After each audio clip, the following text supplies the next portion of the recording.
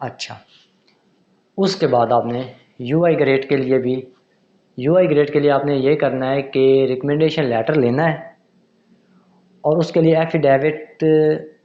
अच्छा, एक और सीन भी है कि मैंने इस तरह किया था कि मैंने रिकमेंडेशन लेटर नहीं लिया था और मैंने अप्लाई कर दिया था यूआई ग्रेड स्कॉलरशिप पे।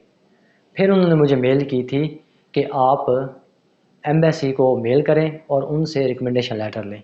फिर मैंने क्या किया, फिर मैंने एम्बेसी को मेल की। उन्होंने मुझे कहा कि ठीक है, हम आपको रिकमेंडेशन लेटर बना देते हैं, ये फॉलोइंग जो डॉक्यूमेंट्स हैं ना, ये आप हमें मेल करें। तो फिर वो डॉक्यूमेंट मैंने मेल किए। उन डॉक्यूमेंट्स में इतनी ज़्यादा चीज़ें नहीं थी, एफिडेविट नहीं था, सिंपल सीवी थी, इंग्लिश प्रोफिशिएंसी लेटर था और ट्रांसक्रिप्ट थी, ये पासपोर्ट था। ये 4 चीज़ें थी। मैंने उनको फॉरवर्ड की, दूसरे दिन ही उन्होंने मुझे रिकमेंडेशन लेटर बना के दे दिया। यही डॉक्यूमेंट है सारे, दोनों स्कॉलरशिप पे अप्लाई हो जाएगा आपका और आपकी सिलेक्शन हो जाएगी। इंटरव्यू के बाद कुछ स्टूडेंट का इंटरव्यू होता है और कुछ स्टूडेंट का इंटरव्यू नहीं होता। ये उन पे डिपेंड करता है कि वो किस हिसाब से आपको सिलेक्ट कर रहे हैं, किस कैटेगरी में आपको लाई करवा रहे हैं। ओके हो गया। मोस्टली यही डॉक्यूमेंट चाहिए होते हैं। इसके अलावा जो डॉक्यूमेंट चाहिए बाद में, जब आपका स्कॉलरशिप एडमिशन हो जाएगा, मेल आपको आ जाएगी, कंग्रेचुलेशन हो जाएगी आपको, तब वो कुछ आपको एग्रीमेंट साइन करने पड़ेंगे। एक दफ़ा रीड कर लेना, वो एग्रीमेंट साइन कर देना, मेल में वो डॉक्यूमेंट भेजते रहेंगे। एक चीज़ और इम्पोर्टेंट, सबसे इम्पोर्टेंट चीज़, आपने अपना हेल्थ सर्टिफिकेट भी बनवाना है। वो हेल्थ सर्टिफिकेट किस तरह बनवाना है कि कोई जर्नल सा फॉर्मेट आपने इंटरनेट से डाउनलोड कर लेना है, गूगल से। अगर आपको कहीं से नहीं मिलता तो आप मुझे इस वीडियो में कमेंट कर दीजिएगा, मैं आपको वो फॉर्मेट प्रोवाइड कर दूँगा। आपने वो फॉर्मेट डाउनलोड कर लेना है सिंपल, और किसी भी गवर्नमेंट हॉस्पिटल में चले जाना है और वहाँ जाके आपने जो फैसिलिटी उनके पास हो, जिस शहर में मर्ज़ी आप रहते हैं, गवर्नमेंट हॉस्पिटल जाएँ। बहुत ज़्यादा टेस्ट वगैरह उन्होंने ऊपर मेंशन किए होते हैं जो आपने करवाने होते हैं हेल्थ सर्टिफिकेट के ऊपर। हो सकता है काफ़ी सारे टेस्ट ना हों जिस सिटी में आप रहते हैं, और मोस्टली इसी तरह ही है, नहीं होते।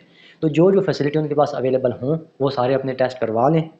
उसके बाद आप किसी यंग डॉक्टर के पास जाएँ जिसको स्कॉलरशिप की अहमियत का पता हो। किसी बाबे के पास या किसी 50 साल के पास जाएंगे, वो आपको सीरियस नहीं लेगा। ये मेरे साथ हो चुका है। तो सिंपल आप किसी यंग लड़के के पास जाएँ, उसको समझा दें कि मैंने स्कॉलरशिप के अप्लाई करना है, ये चीज़ें यहाँ अवेलेबल थी, मैंने सारे टेस्ट वगैरह करवा लिए हैं, वो आप उसको दिखा दें। बाकी जो टेस्ट मेंशन है वो यहाँ है नहीं, तो एक नॉर्मल ह्यूमन पर्सन में जो ये चीज़ें होती हैं उस हिसाब से आप लिख दें और मुझे लास्ट पे साइन करके दे दें और मोहर लगा के दे दें। सिंपल है, वो करके आपको दे देगा, हेल्थ सर्टिफिकेट बन गया आपका।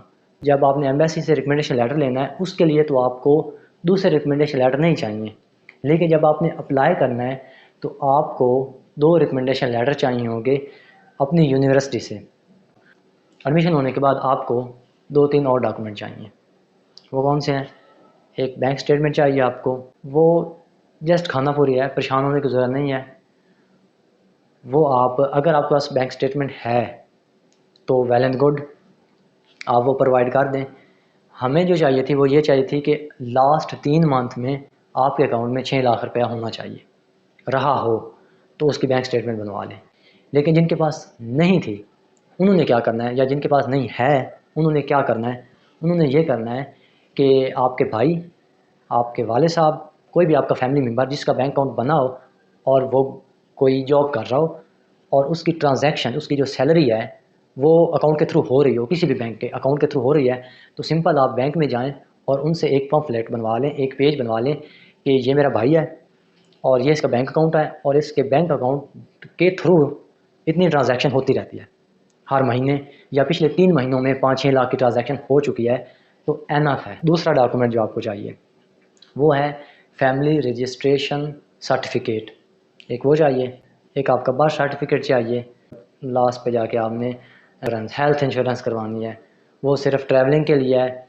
वो आप करवा सकते हैं कि जब आपको पता चल जाए कि अब मैं जाने वाला हूँ, विद इन 15 डेज़ के अंदर अंदर मेरा वीज़ा आ जाएगा तो मैं चला जाऊँगा, तो तब आप करवा लें। 1000-1500 की होती है। जितना ज़्यादा स्मार्ट खेलेंगे उतना ज़्यादा आपके लिए आसानी होगी।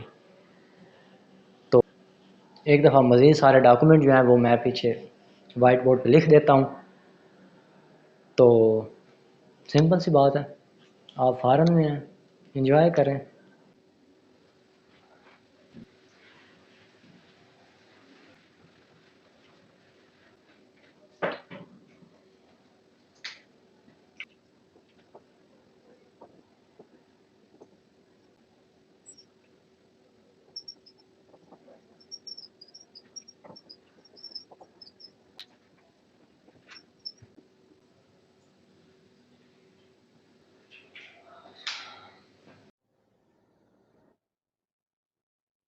तो गाइज़, ये सारे रिक्वायर्ड डॉक्यूमेंट्स थे जो मैंने लिख दिए हैं। तो कुछ डॉक्यूमेंट ऐसे हैं जो मैंने पहले बोले नहीं थे लेकिन मैं उधर लिख दिए हैं।